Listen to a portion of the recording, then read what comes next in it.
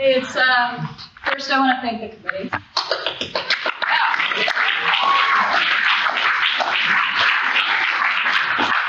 Is the person I've been texting with here? I've been texting with like a no-name person. There's no name on my text. It's just like, there's literally no name. It's just we have this whole conversation. We've had it. We're like connected. We have this I don't know. So not here. Thanks to that person. Justin, you think? Is that what I'm looking for? All right, I'll look for that. He's right there. Is that you? Thank him. Oh, thank you. Man, we finally get to meet you. Yeah. Yes. Thank you. You guys have just been really helpful, really organized, very professional. You've come a long way, AJ.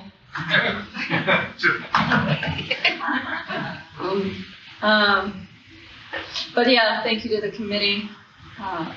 I know that putting on one of these things is not easy. My personal favorite, however, I've worked on convention committees before. And I like to be the hotel liaison because I like to be the person there calling them on the phone, like saying the word heroin to them, right? Like for another fellowship, we were like, so we go to see these people, and we go to the hotel, we're doing a walkthrough. Mr. Bigwig says, "Are you guys going to bring drugs on the property?" That's my favorite. Like, that's what they think's going on here. We're just going to have, it's going to straight Scarface. Or, Sid and Nancy, and just so fucking fucked up. It's going to go down like that. I'm like, nope. I mean, maybe, but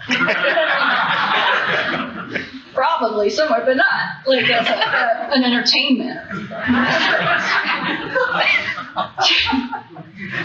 I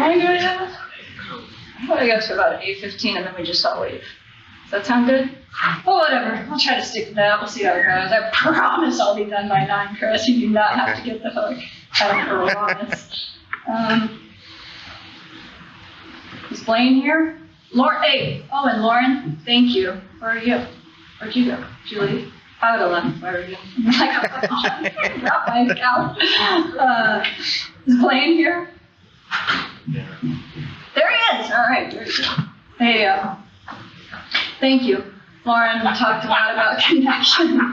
And Blaine last night shared a lot about, he just shared masterfully about the beauty of the amends process. And I've got to experience that. And my hope is that you stay long enough that you get to experience the beauty of this amends process, the beauty of all of it. But specifically, what's happened for me in the process of amends, one of the things is that it's like the thing that allows me to connect to you. And because I can connect to you, I can connect to my higher power, and I can connect to who I really am, right? And I can get behind that. And I can stand from this podium and tell you that I am 100% okay with the human being that I am today. And that was never, ever, ever, ever, ever, ever, ever the case. Not even well into my sobriety, It took work. It took a lot of work. And the beauty of that is that I can connect with another human being. I can connect with my purpose, which is to carry this message to another suffering addict. And there are people on this planet that go through their whole lives no purpose like that. You know what I mean? They live you hear about the dash, right? From the time we're born to the time we die, the space in between. And they don't have that kind of purpose. But every single person in this room sitting in one of those chairs has that purpose. It is not to be squandered. It is. That is a beautiful thing. That is a divinely given thing, right? I believe. That's my experience. And that's my experience because when I share with another girl, I've been sober for 17 years, my sponsor has a sponsor.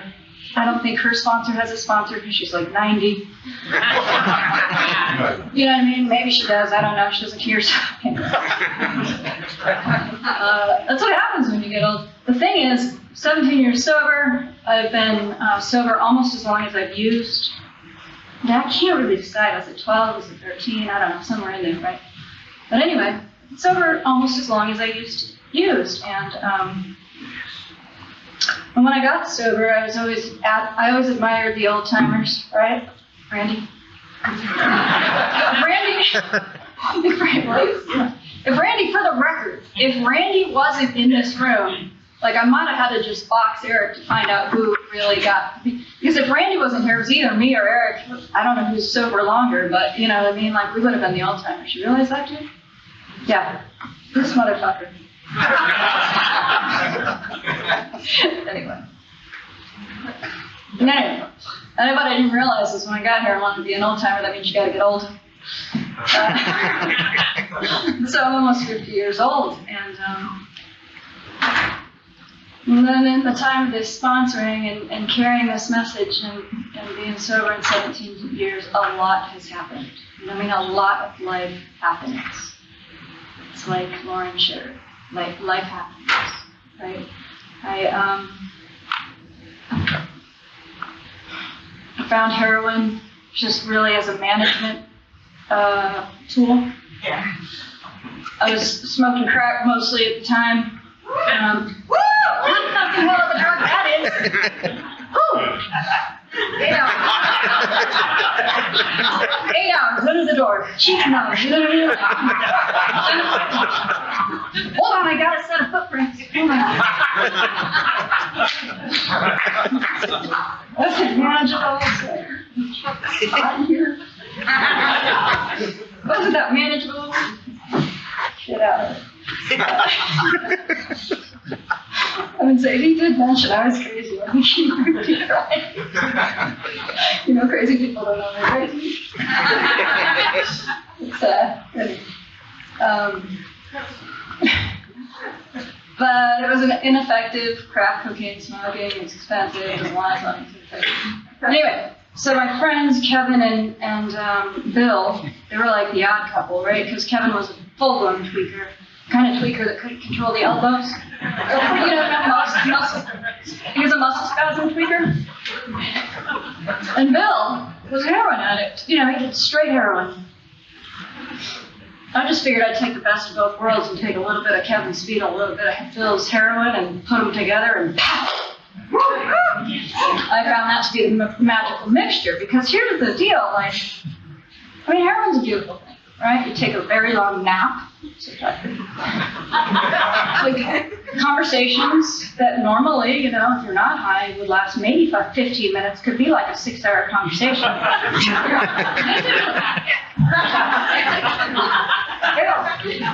What? You didn't answer my question.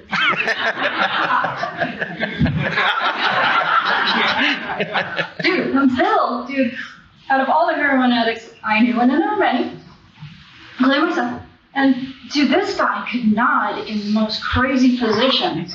I am not kidding you. Like, I don't know how he held his legs straight, but like, hours on the couch, right? And I'd be like, Bill, what are you looking for? It is a hell of a drug. Woo!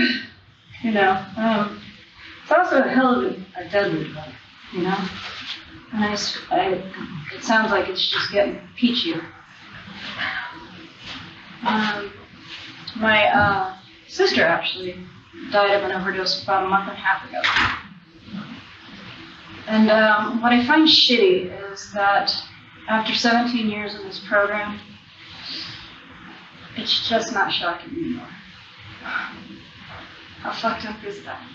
It is just not shocking. When we go out, it's just more shocking when we make it back. What the fuck is that? That's a fucking malady and a deadly disease. It's just, I mean, there's no lack of evidence. So, you know, shitty, right? You know what's not shitty? Is that there's a solution to it. 17 fucking years, how does that happen? Why does it? How do I stay there? How do I keep that, right? Like, why do I keep it? I think as important as why I got sober is why I'm still sober. You know what I mean? That's really probably the underlying most important question. Why am I still sober? Why do I stay sober? I'm still sober because I still want what I have. It has not been an easy road. It has not at all.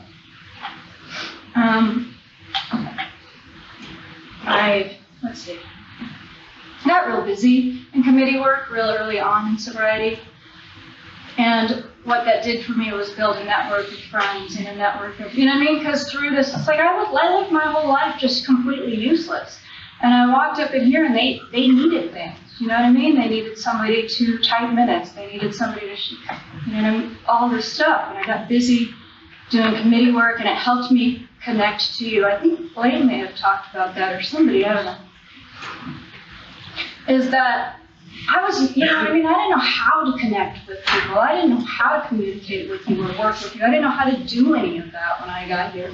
I mean, literally, like, was not a vision for you. I was yellow, had scabs up and down my neck, you know what I mean? Like, that's the only place I can get the needle, you know what I mean? Like, I'm skinny, my kids are 2 and 4 years old. Like, I just not a vision for you. Oh, wow, my hair is falling out. Like, it was ugly, right? Like, it was fucking ugly.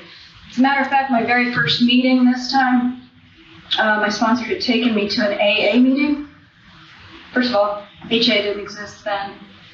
And she needed me at a meeting first thing in the morning, and that's, you know. And so I'm at this, you know, Alcoholics Anonymous just took one look at me like, what the fuck?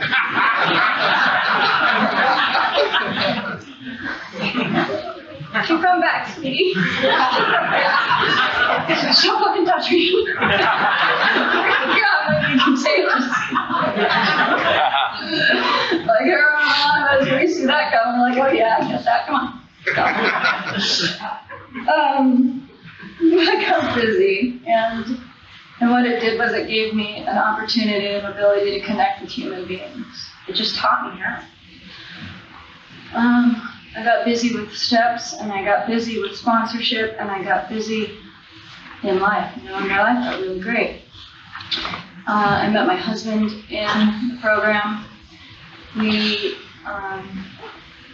you know, we were together for 15 years. Raised our children together, had big plans like the picket fence, and, you know what I mean? We were building dreams, like we built our dreams together, and it was real cool. We were going to travel the world together. We made it a lot of places together. My kids are now 19 and 22. Got a dog and a house, and like all of that stuff, you know, all of that stuff was materialized. A stable career that I was unemployable. I couldn't even get a fucking apartment in Mesa, Arizona, which, for the record, is a shithole part of it. The part that I was looking at, like, and they were like, yeah, there's this fucking record right here. I mean, I may or may not have manufactured some amphetamines at one point, just as a, because you gotta keep the hustle. You know what I mean? It was like, you know, it wasn't Walter White. It wasn't Walter White, big Breaking Bad. It was Jesse. Like, it was real shitty. Hot plates and flares.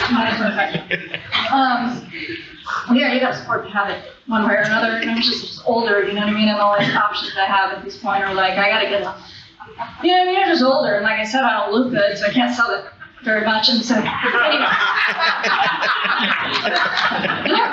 At that point, the MO was to find a hostage, i.e. man. Like, whatever.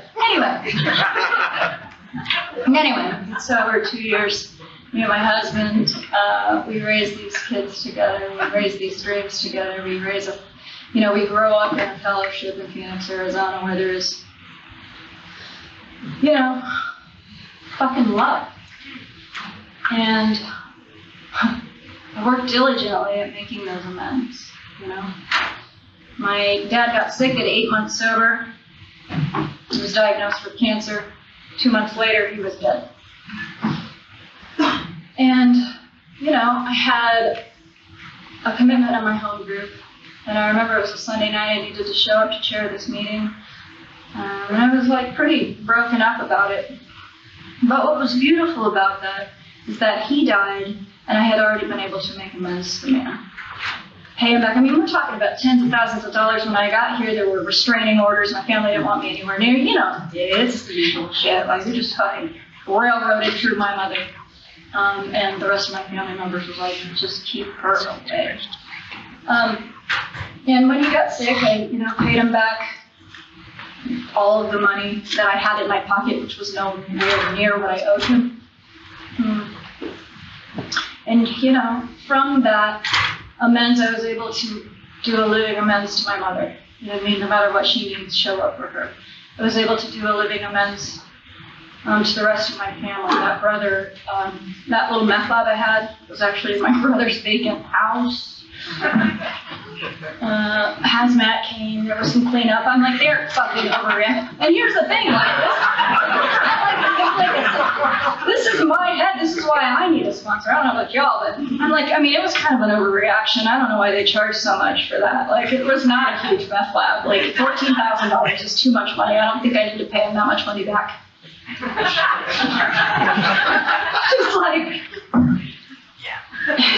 Just like, that's cool. We're just gonna keep going on that. So all of these amends that I've made, that amends I made to my dad allowed me to connect and forgive myself with my mom. It allowed me to make amends to my brother because now he can finally see that I'm showing up for my mom if he's willing to talk to me. Today I show up for her. There's a connection with them. And I can look in the mirror and I can look at the human beings and there isn't one bit of shame.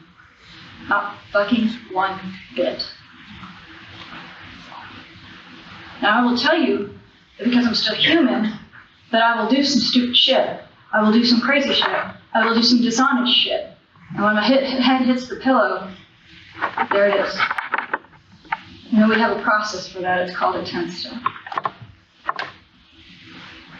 But if the connections aren't there, and if the road isn't clear, and if the amends aren't made, I don't feel that, right? I hit the pillow, I go to sleep, I don't even fucking know, I'm just railroading through life.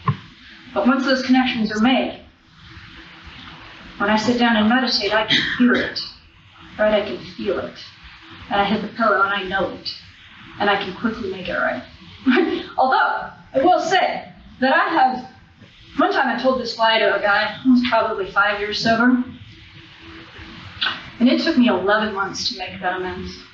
It was fucking humiliating. 5 years sober, I gotta go to this person who I completely respect. He's got lots of time sober. I gotta go to him and go, hey man, I totally lied to you. Although, hey, that shit's painful. But, you know what I don't do anymore? Lie. Without making amends for it. Usually, I still lie. It's just that I clean it up really quick because 11 months later, it's real fucking embarrassing. That shit is downright painful. It was horrible. Just gotta do that shit quick. Get out. Wild ride.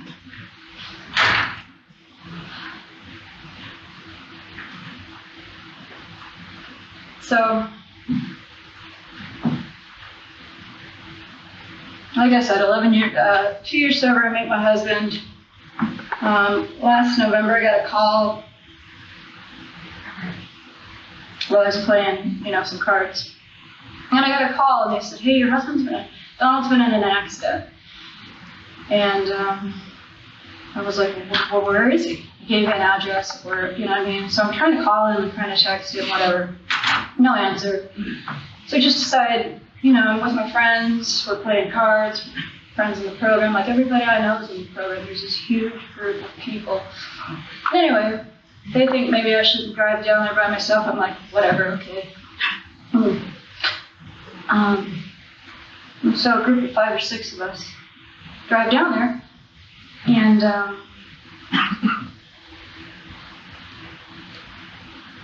I see yellow crime tape. And I think that's where there's lights and there's flashing and there's, there's emergency vehicles.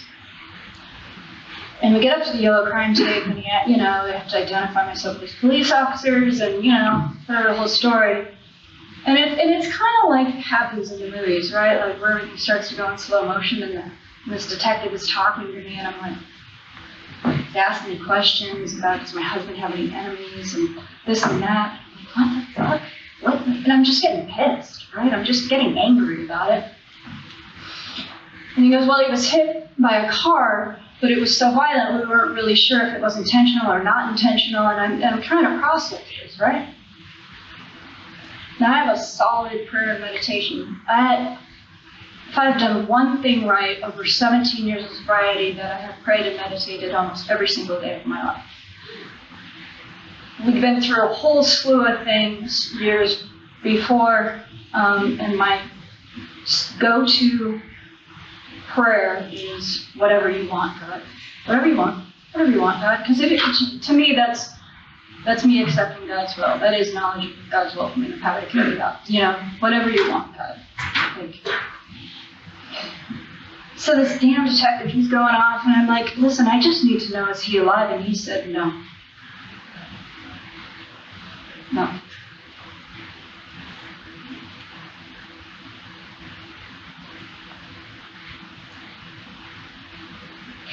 He said, no.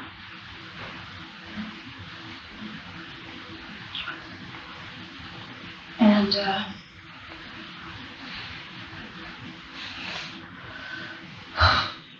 sorry. And in that moment, a lot like you see on TV, or some of you may have experienced this, like every ounce of faith, belief, love I had for God fucking left me. Like that. It just felt like my soul had been ripped from my bones. Like I consider myself a pretty tough person. We've been through some pretty tough things in my sobriety. And whatever you want, God always got me through them. Financial insecurity and just gnarly things, deaths and life, whatever. But I was standing there in that street, I swear to God, it just crumbled to the ground, like scabbed on the knees, like unbearable pain. I have no idea what he said from there. I really have no idea what happened from there. What I do know is, like I said, I was there with 5 of us. And they picked me up, physically picked me up off the ground, put me in a car, took me home. Where my daughter was standing in the kitchen, and I had to tell my daughter, the man that's raised her was gone. And then I talked about walking her down an aisle, gone.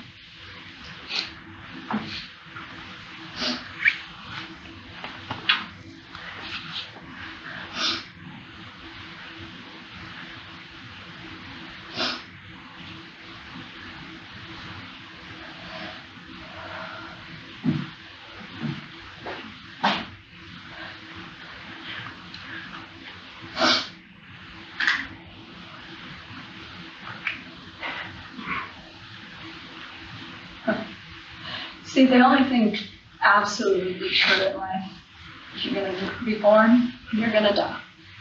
That's it, right? It's all you've got. What are we going to do with it, right? What do we do with that space in between? I'll tell you what these people, that what you guys did with the space in between, is that when I couldn't speak for myself, shower, think for myself, I spent a month in complete shock. My entire trajectory of my life was just completely, literally smashed into a street. It was unexpected, it was unwelcomed. Like death I can get behind. That, I just couldn't.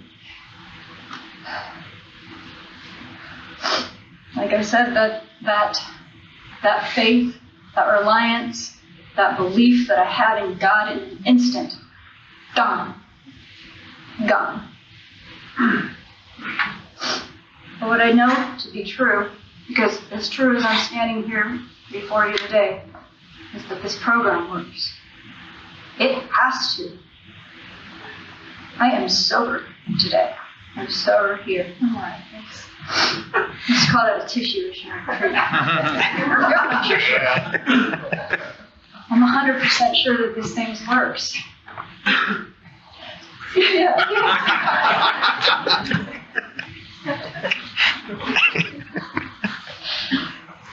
Because you guys showed up. My house was filled with flowers. It's like a flower shop. You know, they just kept coming. Flowers from everywhere. I don't remember much, but I remember the love.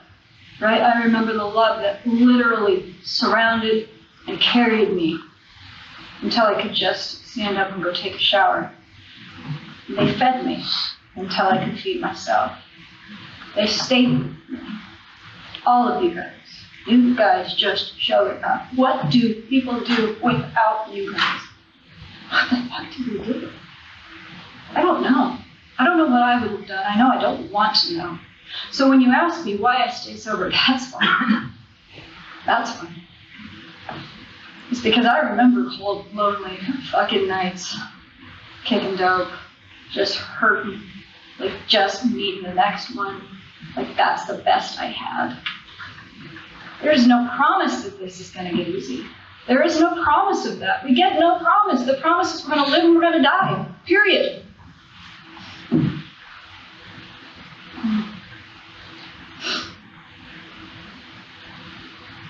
What impact am I going to leave?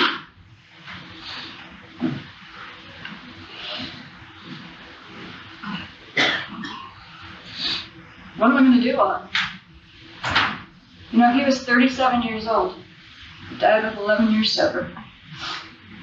He had carried the message into prisons, into jails. You know, he had made some fucking disastrous mistakes. He's a human. He is a human. I was listening to a speaker last week, and she was sharing about her husband and taking care of her husband, you know, with cancer, who eventually died. And one of the things that I'm most upset with is that I didn't get to hold this man's hand. You know what I mean? Because we'd always talked about that's what you do. You know, that's what you talk about the future. You know, who's going to wipe whose ass. You know, that kind of thing. There was no chance for that. I just, you know what I mean? I saw him. He was fixing the tire on our daughter's car, and then he was gone. Period. The next time I saw him, he was in a jar. And I gotta be honest, I'm pissed. I'm pissed as pissed can be at the whole fucking situation. The guy that hit him and took off, hit and run, didn't even fucking stay. I'm pissed. Beyond pissed at God. Like literally, I stood in that street with my fingers in the air, like, fuck you, screaming at the top of my lungs in a fucking dark black sky. I'm not even the person that believes that God orchestrates these things. It's not my belief, but in that moment, it's all that I had. It's all that I had. Who the fuck am I going to blame? You. You, God. Fuck you. Fuck you. But you guys showed up, right? Yeah, you guys showed up. You were there in my living room, on my patio, bringing food, sending flowers, like just surrounding me, doing everything for me. And what I wasn't, despite fuck you, there was love. There was love from that connection that I have built, that I'm able to build because I have cleared away the wreckage, right? I've cleared away that wreckage. Like I told you, I'm not ashamed of who I am. And as a result, I have a beautiful foundation of friends and that are every bit family to me. And they showed me love. And I heard and I saw them relying on their God. And for the first time in my sobriety, I had to rely on yours, not mine. Because I don't think you have to trust God. Well, for me, I don't have to trust God. And I still don't. It would be a lie for me to tell you that I'm standing at this podium with trusting God. I don't. I don't trust God anymore. Right now. I don't say anymore. Right today, I don't completely trust God. Still sober. Why? Because even in that, I would still hit my knees. Because I have a ritual and a foundation that said, hit your knees and talk to God. And I did. I said, hey, God, fuck you. And got back up again. That's what the prayers looked like. Honest to God, fuck you. Move on. But I was praying. There was a connection.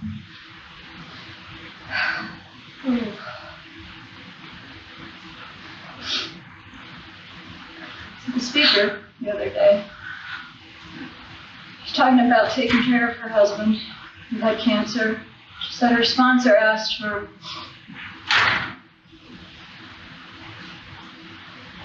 can you honor that his spirit was ready to leave this universe? And I felt it hit me.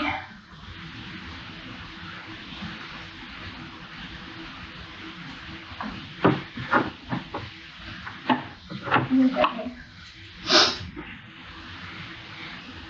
And I asked myself that question, can I honor that his spirit was ready to leave this universe? And I asked myself that question. You know what the answer was? No. No? No, actually, I can't honor that. Here's what I can honor. Here's what I can honor.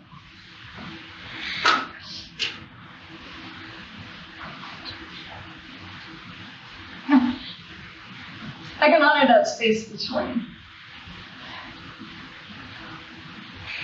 I could show up for you guys and let you know that no matter fucking what happens, I can still be free of the fucking devastating disease, right? Doesn't matter what it is. It doesn't matter. It's a practice, not a theory. We deal in practice, not theories. They are practices, not theories. And as long as I continue to practice, I can honor that a higher power showed up and gave me the opportunity to love like that, to be loved like that, to love a human being for exactly who they are, and to be loved back for exactly who I am. To have a relationship where you have two whole people that can function independently. I could never do that. I took hostages. I filled holes. I took people that maybe would fill the void. I learned to love and be done with that through him.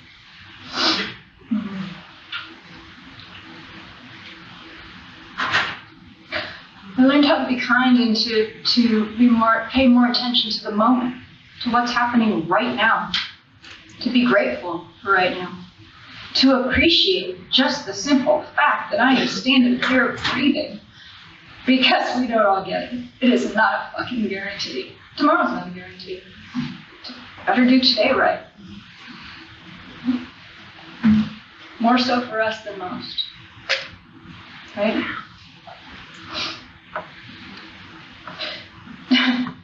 I still run into people, even now, that I have to tell that Donald has passed, right? The FedEx man, the FedEx guy, when I told him, left. I told a customer that he had sold a car to the other day, and he left.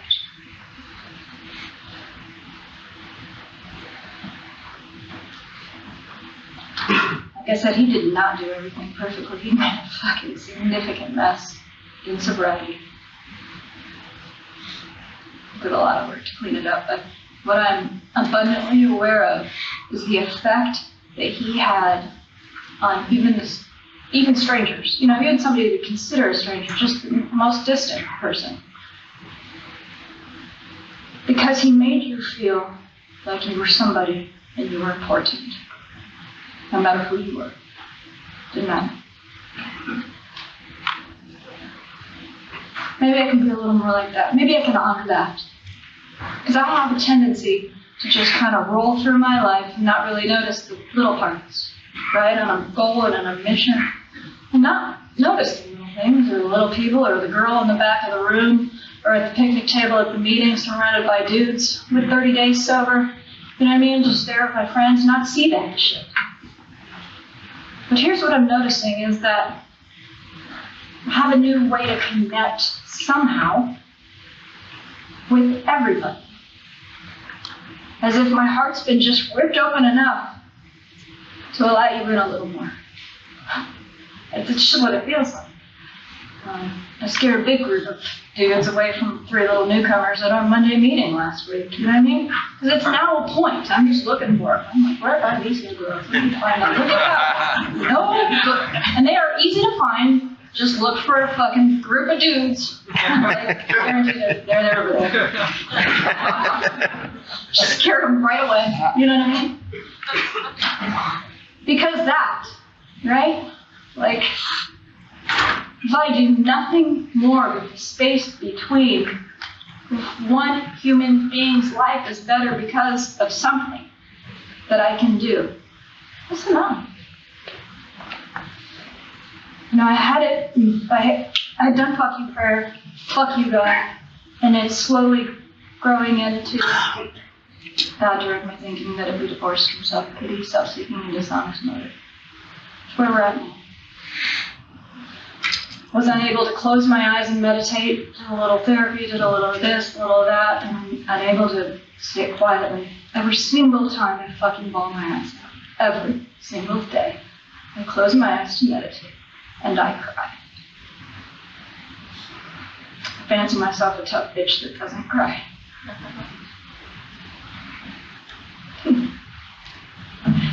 The delusions we tell ourselves.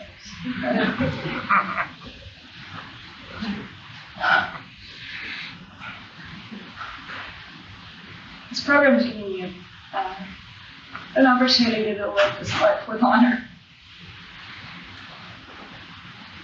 If I didn't have this, if I didn't have a foundation, if I didn't have you guys, I would have buried myself in heroin.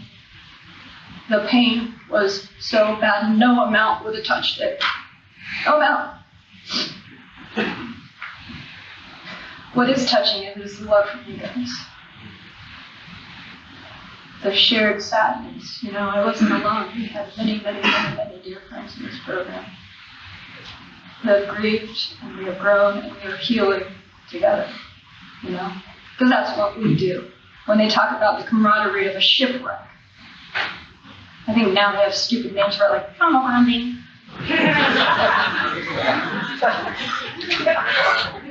Common landing.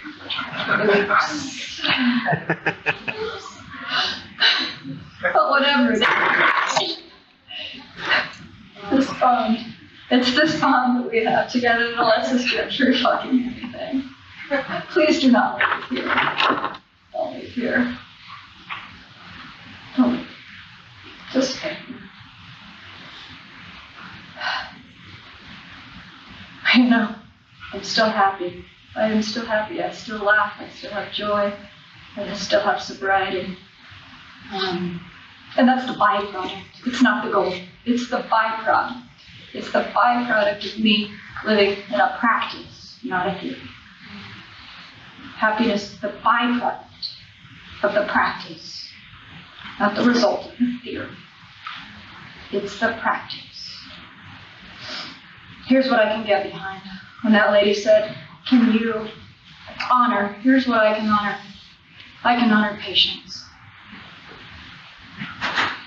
I can be patient. I can believe.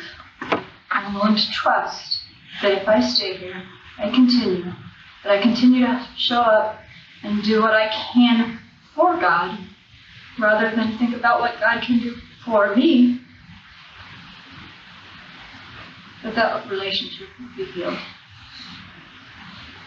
Me and God would get back on good terms again. We can get back together when we break up.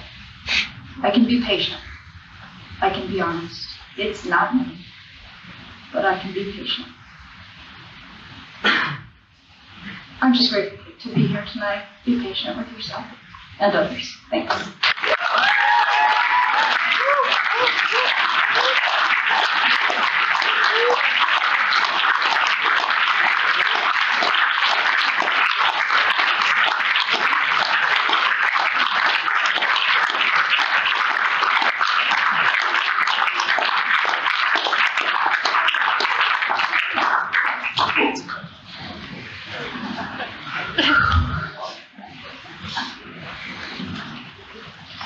You fucked me up.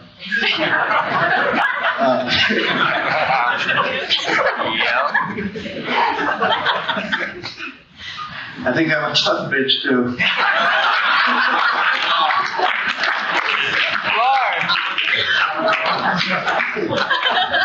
All right. Please, just one more round of applause for her.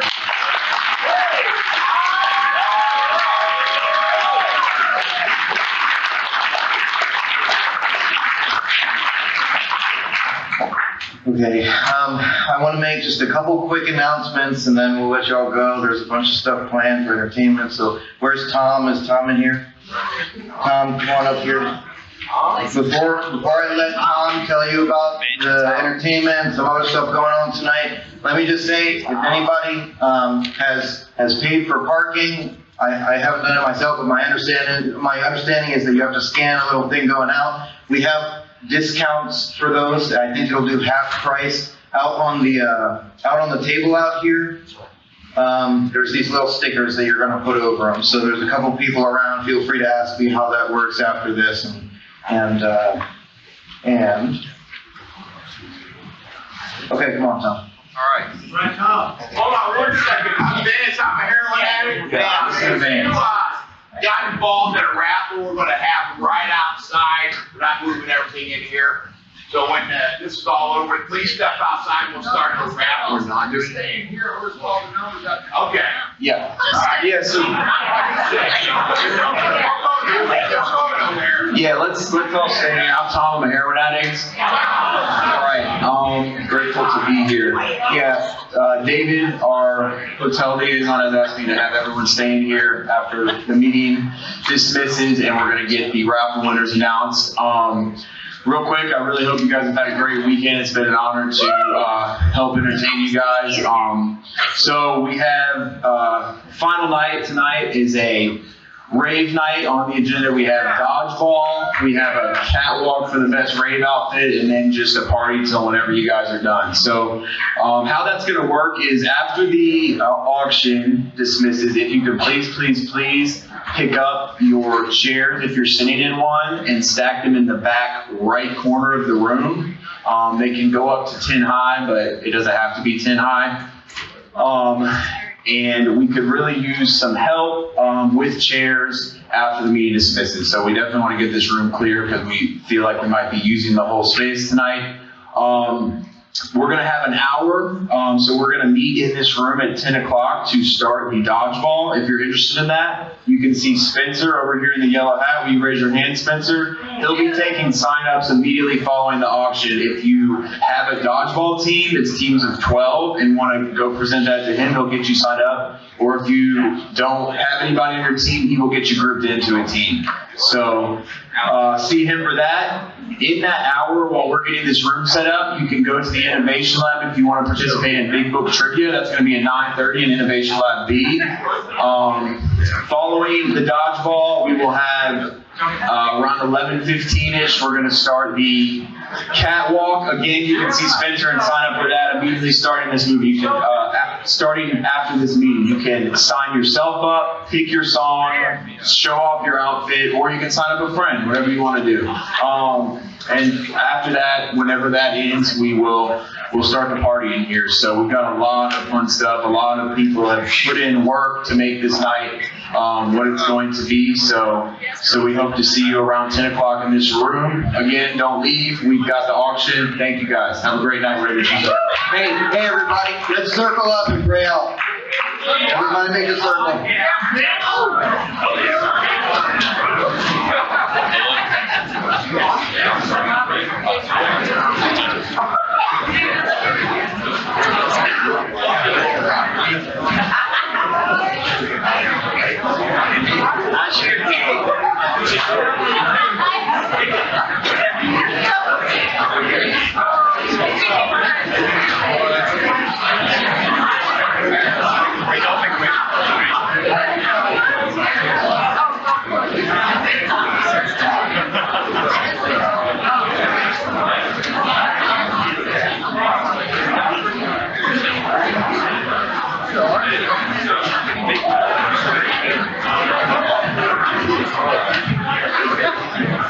person there. Keep going. How many heroin addicts does it take to make a circle?